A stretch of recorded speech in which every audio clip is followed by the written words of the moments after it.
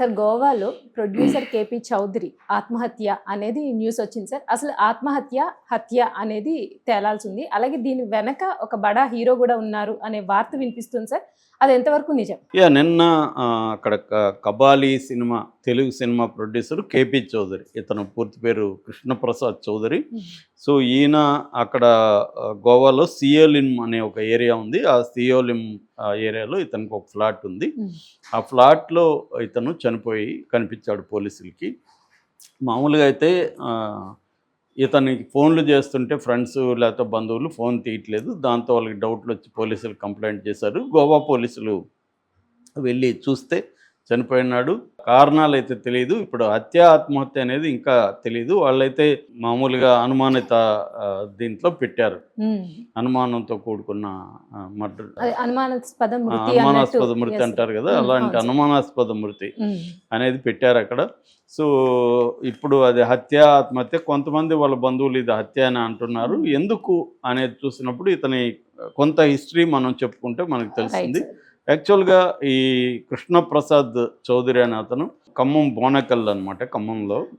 ఇతను యాక్చువల్గా mechanic engineering BTech చదివాడు. దాని తర్వాత కొంతకాలం పనిచేశాడు కంపెనీలో. దాని తర్వాత ఇతనికి ముందు నుంచి సినిమా పిచ్చింది. దాంతో ఇతను సినిమా రంగంలోకి ఎంటర్ అయ్యి కబాలి అనే రజనీకాంత్ సినిమా వెరీ పాపులర్, మన పారంజిత్ డైరెక్ట్ చేశాడు. దాన్ని తెలుగు దీంట్లో చేశాడు. ఈ కబాలి చేసిన తర్వాత ఇతనికి బాగా పేరు వచ్చింది, ఎందుకంటే ఇది పాపులర్ రజనీకాంత్ సినిమా కాబట్టి. దాని తర్వాత ఇతను అర్జున్ సరోవరం, సీతమ్మ వాకిట్లో సిరిమల్ల చెట్టు, సర్దార్ గబ్బర్ సింగ్ ఇలాంటి అనేక సినిమాలకి డిస్ట్రిబ్యూషన్ కూడా చేశాడు. ముఖ్యంగా తెలంగాణలో చాలా సినిమాలు డిస్ట్రిబ్యూషన్ చేశాడు. ఈ ప్రముఖ సినిమాలు కూడా చేశాడు. దాని తర్వాత ఇతను ఏమయ్యాడంటే, ఈ సినిమాల్లో కొంత లాస్ వచ్చింది అతనికి. సినిమాల డిస్ట్రిబ్యూషన్లో లాస్ వచ్చిన తర్వాత ఇతను గోవాకి వెళ్ళి ఒక పబ్బు పెట్టాడు. దాని పేరు ఓహెచ్ఎం పబ్బు. ఈ పబ్బు పెట్టి గోవాలో నడిపిస్తున్నప్పుడు ఇతనికి తెలుగు వాళ్ళు ఆల్రెడీ తన సినిమా రంగంలో ఉన్నాడు కాబట్టి హీరోలు, హీరోయిన్లు, ఈ క్యారెక్టర్ ఆర్టిస్టులు ఇలాగ చాలా మందితో పరిచయాలు ఉన్నాయి. సో వీళ్ళు మామూలుగా అందరికి కూడా గోవా అనేది మన ఇండియాలో అదొక మంచి టూరిస్ట్ స్పాటు. అక్కడ పోయి హ్యాపీగా మందు తాగి బీచ్ల్లో తిరిగి సరదాగా వద్దామని ప్రతి ఒక్కరు అనుకుంటారు కదా. అట్లాగే క్యాసినో కూడా అక్కడ అలౌడ్. గోవాలో క్యాసినో పర్మిషన్ ఉంటుంది. సో క్యాసినో పిచ్చి కూడా అది మామూలు పిచ్చి కాదు, అది భయంకరమైన అడిక్షన్ క్యాసినోలో కూడా. అలాగే అక్కడ క్యాసినో, పబ్బులు, బీచ్ల్లో ఓపెన్గా మందు తాగడం, 24 hours నైట్ అంతా తిరగచ్చు, ఫారినర్స్ ఉంటారు, ఇలాగా వెళ్తూ ఉంటారు కదా. ఇతను తన పబ్బుకి ఎక్కువ వీళ్ళు మనవాడు ఉన్నాడు కదా అని అక్కడ వెళ్తారు. అక్కడ ఇతను అన్నీ ఆర్గనైజ్ చేస్తాడు. అక్కడ డ్రగ్స్ కూడా గోవాలో విపరీతంగా ఉంటాయన్నమాట. దాని మీద చాలా సినిమాలు కూడా వచ్చాయి, గోవా గాన్ ఇలాంటి చాలా సినిమాలు. సో అలాగా మనోడు ఏం చేశాడంటే మెల్లగా ఇతనికి డ్రగ్స్ అంటే ఆ పబ్బులో కూడా లాస్ రావడం మొదలుపెట్టింది. లాస్లో నుంచి పూడ్చుకోవడానికి అక్కడ పరిచయాలు వచ్చాయి. ఇక్కడ క్లయింట్లేమో హైఫై క్లయింట్లు పరిచయాలు ఉన్నాయి. సో ఈ రెండు అంటే సప్లై చైన్ ఇతనికి పరిచయం వచ్చింది, డిస్ట్రిబ్యూషన్లో మంచి క్లయింట్లు ఉన్నారు. సో ఇంకేం కావాలి. సో మీడియేటర్ రోల్ ప్లే చేసి అక్కడ మందులు తీసుకోవడం, డ్రగ్స్ తీసుకోవడం, కొకైన్ కావచ్చు, ఇంకోటి కావచ్చు, వాటిని ఈ క్లయింట్లకి ఇవ్వడం, ఇది మొదలుపెట్టాడు.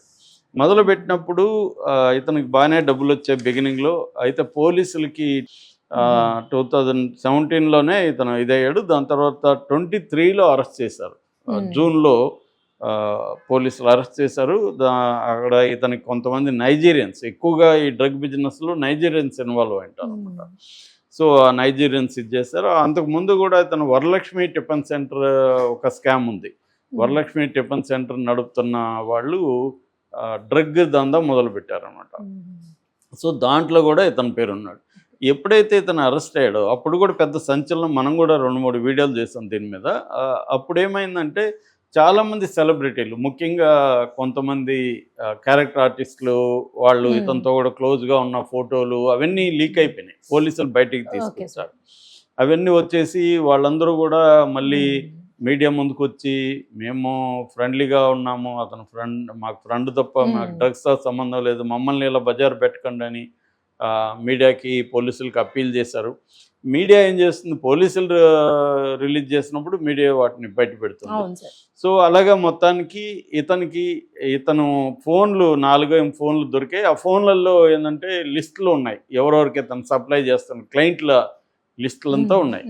సో ఆ క్లయింట్లలో హీరోలు ఉన్నారు, హీరోయిన్లు ఉన్నారు, వీళ్ళందరూ ఉన్నారు. దాని తర్వాత ఇతను కొంతకాలం జైల్లో కూడా ఉన్నాడు. ఇప్పుడు జైలు నుంచి బయటకు వచ్చాడు. ఇక్కడ ఏంటంటే ఇతన్ని చంపేశారా అనే దానికి ఒక లాజిక్ ఏంటంటే, ఇతని ఫోన్లో చాలామంది ఉన్నారు కాబట్టి రేపు పొద్దున ఇతను పలాని హీరో పలాని హీరోయిన్లకి నేను అమ్మాను అంటే వాళ్ళ మీద కేసులు పెడతారని, అలాంటి వాళ్ళందరూ కలిసి ఇతన్ని చంపించారా, గోవాలో చంపించి ఆత్మహత్యగా చిత్రీకరించారా అన్నది ఒక డౌట్ అయితే ఉంది. కానీ చాలామంది ఏమో టైటిల్లో ఆ బడా హీరో, ఆ స్టార్ హీరో ఇవన్నీ పెడుతున్నారు, కానీ అవి అయితే పుకార్లు తప్ప మనకేం కాంక్రీట్గా తెలీదు. లేదు ఇతను ఆర్థికంగా మెంటల్గా ఒకటి డిస్టర్బ్ అయిపోయాడు.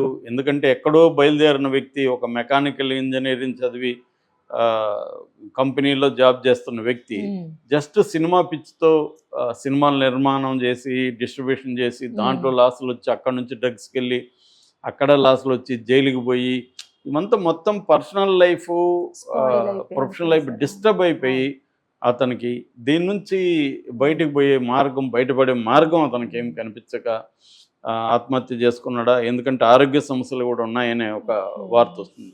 ఎందుకంటే ఈ మధ్య కాలంలో నేను పర్సనల్గా కూడా కొంత ఆ మధ్య మా ఫ్రెండ్ ఒక ఆయన చర్లపల్లి జైల్లో ఖైదీగా ఉంటే ఆయన ఒకసారి ఆయన బెయిల్ మీద వచ్చినప్పుడు నాకు ఒక 4 పరిచయం చేశాడు. ఆ 4 ఎవరంటే సాఫ్ట్వేర్ చదువుకుని ఒక హోటల్ పెట్టుకున్నారు వాళ్ళు. ఆ హోటల్లో లాస్ వచ్చింది. లాస్ వచ్చేసరికి ఈ లాస్ని ఏం చేయాలో తెలియక ఈ హోటల్లో పబ్బులు హోటళ్లలో ఈ డ్రగ్ బ్యాచ్ పరిచయం అవుతారు. అలా డ్రగ్ బ్యాచ్ పరిచయం అయ్యేసరికి వీళ్ళు సింపుల్గా ఏమనుకున్నారు, కొద్దిగా మనం డ్రగ్స్ తీసుకొని కొంత మనకు సర్కిల్ ఉంది కాబట్టి సప్లై చేస్తే నష్టాల్లోంచి బయటపడవచ్చు కదా అని షార్ట్ కట్లో ఆలోచించి ఆ పని చేశారు. దొరికిపోయారు. 4 ఏళ్ళు జైలు శిక్ష జైల్లో. సో అక్కడ మా ఫ్రెండ్కి వీళ్ళు పరిచయం అయితే బయట వచ్చినప్పుడు సరదాగా కలిస్తే పరిచయం చేశారు అనమాట.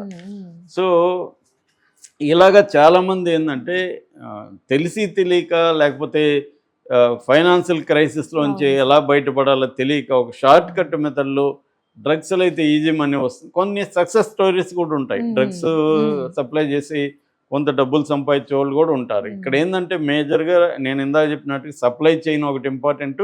క్లయింటల్ పెద్ద క్లయింటల్గాను ఉంటే మనకు డబ్బులు ఎక్కువ వస్తాయి. ఎందుకంటే వాళ్ళు ఎక్కువ డబ్బులు ఖర్చు పెట్టగలరు. ఖర్చు పెట్టగలిగింది ఎవరు? ప్రధానంగా సినిమా వాళ్ళు, వ్యాపారస్తులు, రాజకీయ నాయకులు. ఈ 3 రకాల వర్గాలు ఖర్చు పెడతారు. రెండోది వీళ్ళకి ఇన్ఫ్లుయెన్స్ ఉంటుంది. ఏదన్నా రేపు పొద్దున అరెస్ట్ అయినా వీళ్ళు ఉంటారు, పెద్ద క్లయింట్లు కాబట్టి వాళ్ళని సేవ్ చేసుకునే దాంట్లో భాగంగా మనల్ని కూడా చేస్తారు. ఇలాంటి ఒక నెట్వర్క్ ఉండే వాళ్ళే ఎక్కువ డ్రగ్ దీంట్లోకి వెళ్తారు.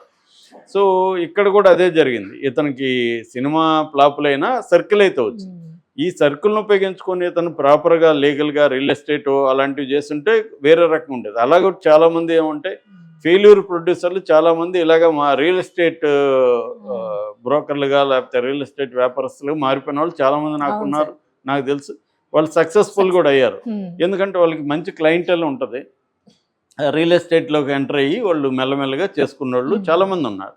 ఇతను ఆ రూట్లోకి వెళ్లకుండా ఇతనిది ఏమంటే గోవాకి ఎందుకు వెళ్ళాడు పాపం, అక్కడ పబ్బు పెట్టడం, అక్కడి నుంచి ఆ పబ్బు కూడా లాస్ అవ్వడం, అక్కడి నుంచి ఇతను డ్రగ్ దీంట్లోకి వెళ్ళిపోవడంతో ఇతను లైఫ్ రూయిన్ అయిపోయింది. ఇది ఒక ఎగ్జాంపుల్గా తీసుకోవాలి. అంటే మనం ఒక పని చేస్తే ఫెయిల్ అయితే ఏం చేయాలి అనే దగ్గర నువ్వు ఎప్పుడైనా కూడా చట్ట వ్యతిరేకంగా దీంట్లోకి వెళ్ళిపోయినట్టు సక్సెస్ అయ్యిండొచ్చు. అందరూ ఫెయిల్ అవుతారని చెప్పలేం. కానీ చాలామంది ఏం చేస్తారు, సో కాల్డ్ పాజిటివ్ యాటిట్యూడ్ అంట. అందుకని పాజిటివ్ యాటిట్యూడ్ అనేది చాలాసార్లు నెగిటివ్ యాటిట్యూడ్ అనే దానికి ఇది ఒక ఎగ్జాంపుల్. నువ్వేం చేస్తావు, సక్సెస్ స్టోరీని చూసి మనం కూడా చేయొచ్చు కదా అనుకుంటాం. సక్సెస్ అనేది 1-2% ఉంటుంది. 90% క్రైమ్లో ఫెయిల్యూరే ఉంటుంది ఎప్పుడైనా క్రైమ్ అంటేనే.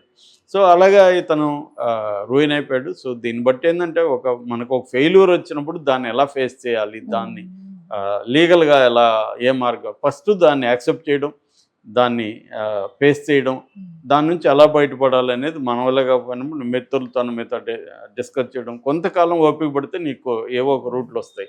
అది వదిలేసి నువ్వు క్రైమ్లోకి వెళ్తే ఇలాంటి ముగింపులే ఉంటాయి. దానికి ఒక లేటెస్ట్ ఎగ్జాంపుల్